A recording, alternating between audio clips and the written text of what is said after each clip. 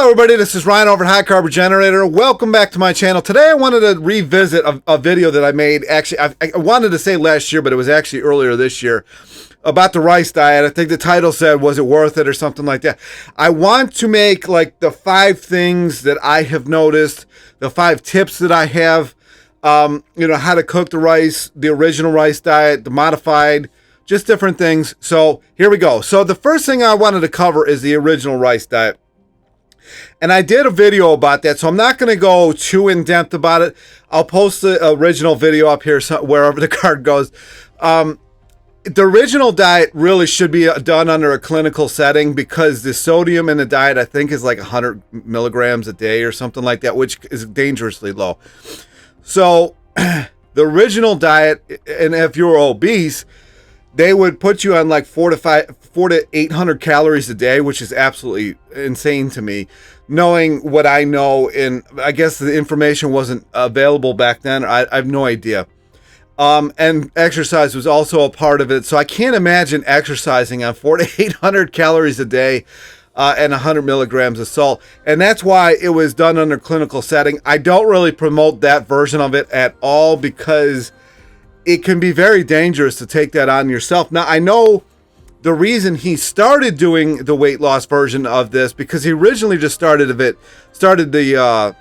program because of blood pressure. Basically, they couldn't figure out how to lower it, and he figured a way to do it, basically. But one of his patients, he had a thick German accent. One of his patients didn't quite understand it. That he told her to come back in like 2 days or something like that, and she thought he said 2 months. So she came back 2 months later, and she was fine and had lost a ton of weight. And that's actually how he kind of started into the weight loss version of this, which is ironic too, because what was she on? Because there's no way she was on 400 to 800 calories. I'd be interested to know if that information's even out there, what she was actually on calorie-wise.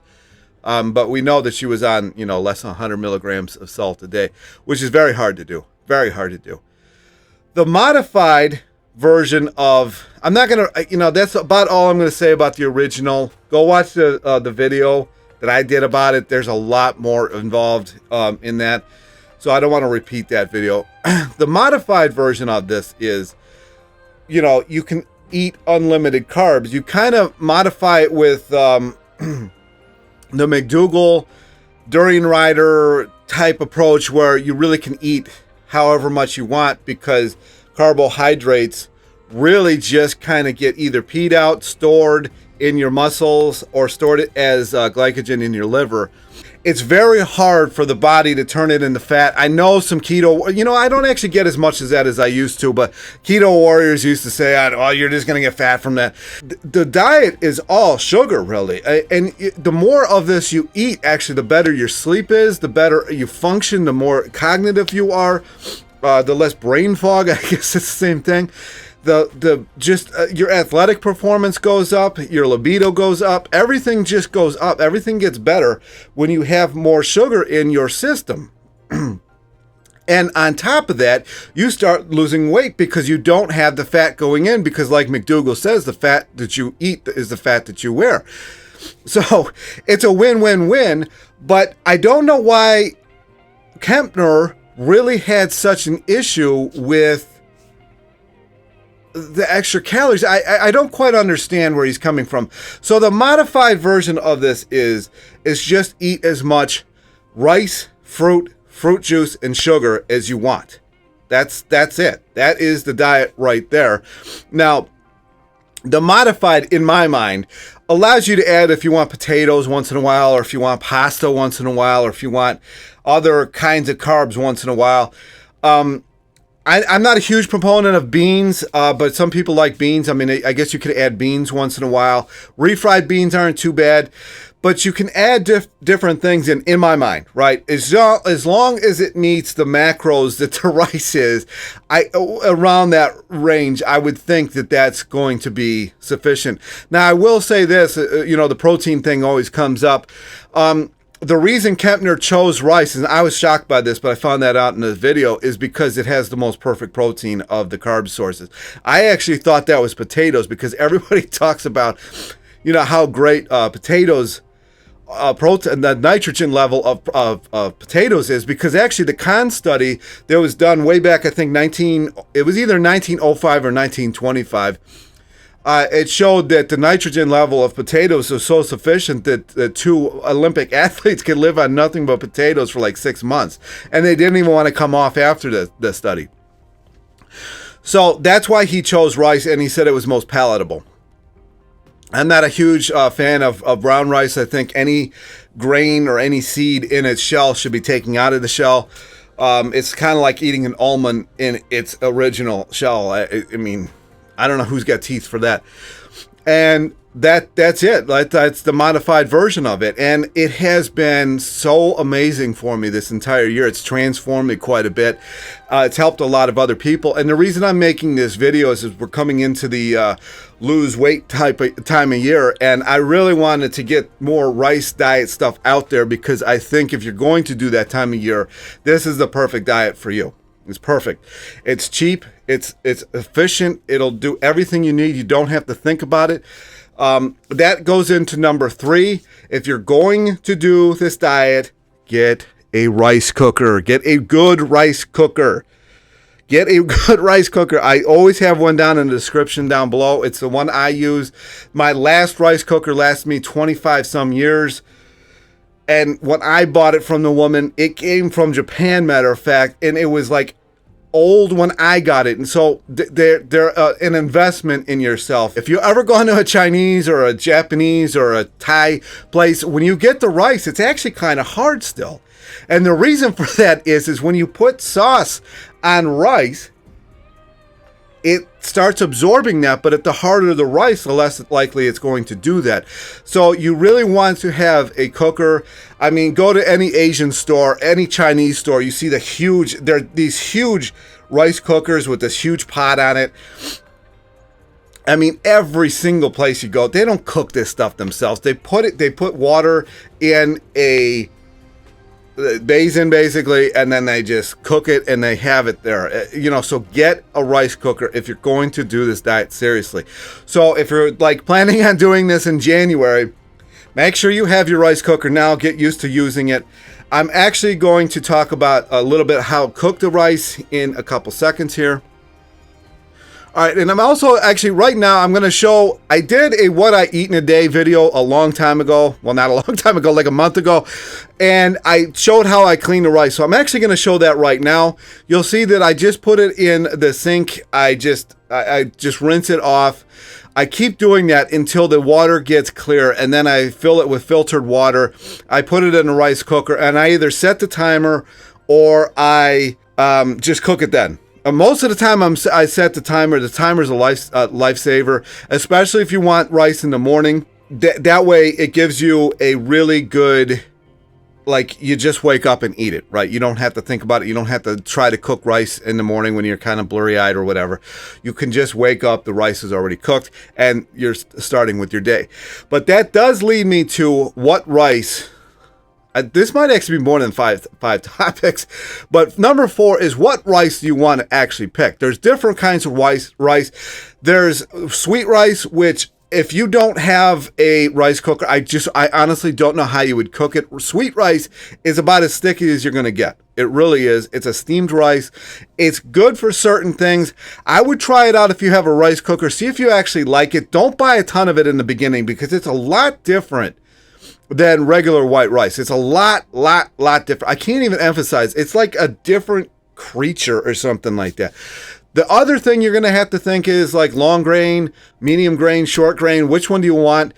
I like medium grain the best. It tends to have the shell when you cook it right, and that way you can really make your own sauces and you can mix it with the sauce and it doesn't turn into a gum paste and terrible. It's just, if you don't cook the rice right, it's really going to turn into gum. Or if you're going to just wrap it in nori wraps, which I showed in that What Not Eat of It in a day video. Actually, I'll link that one too, because that was a lot of stuff that I put in that video.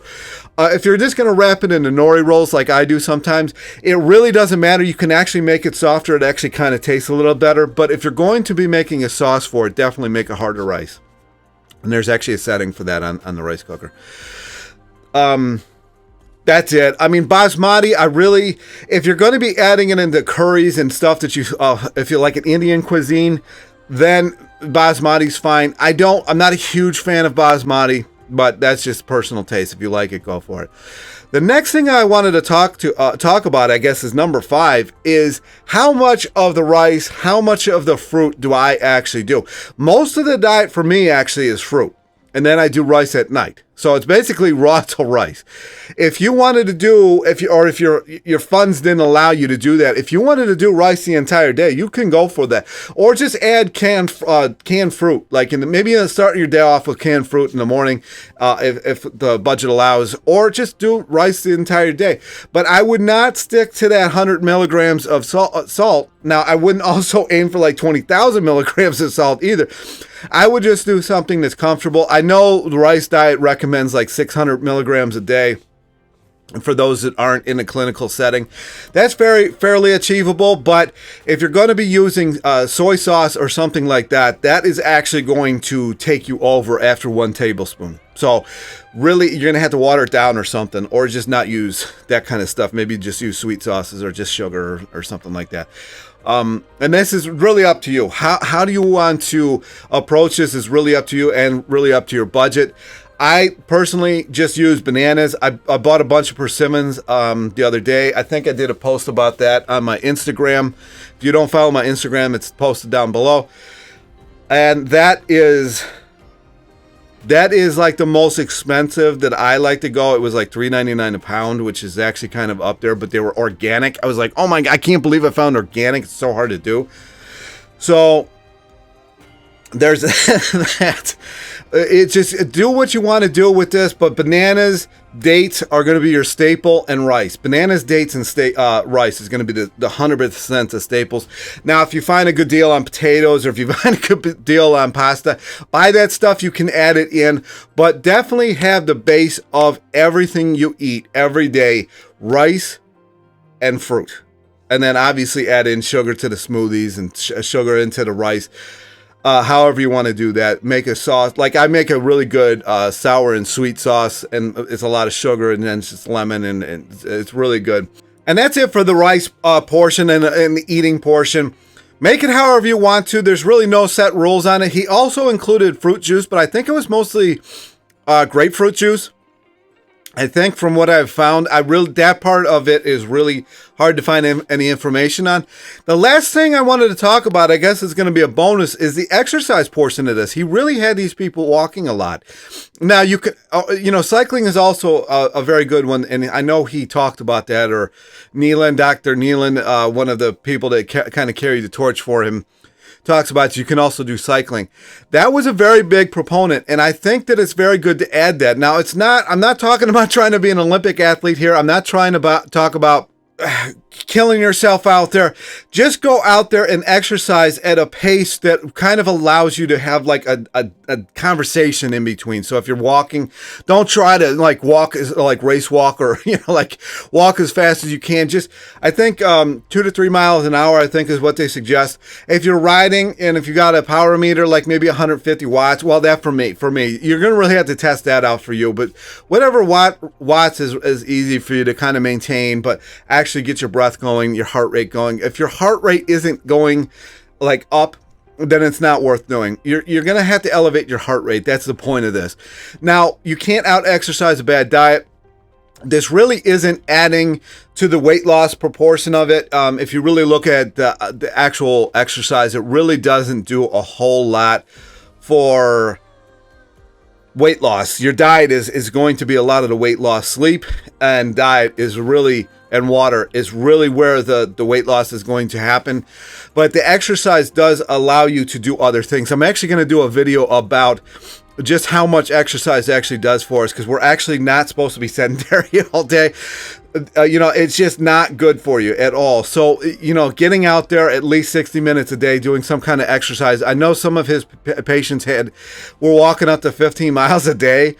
I don't know that you have to do that, but when I actually interviewed a fruit kid, I know he said for a while he was doing 14 to 15 miles a day. I'm like, my goodness, that's crazy. That's a lot of dedication right there. But So exercise is a huge proponent of this. And I say do what you like, though. Like if you can't stand walking, if you can't stand hiking, or if you can't stand biking, do something else. Like if you love walking but you can't stand biking, don't do it. There's no point in doing something that you don't like. Walking and hiking is the most natural form of exercise that we have. Biking isn't the most natural. I mean, you're not gonna emulate that in nature.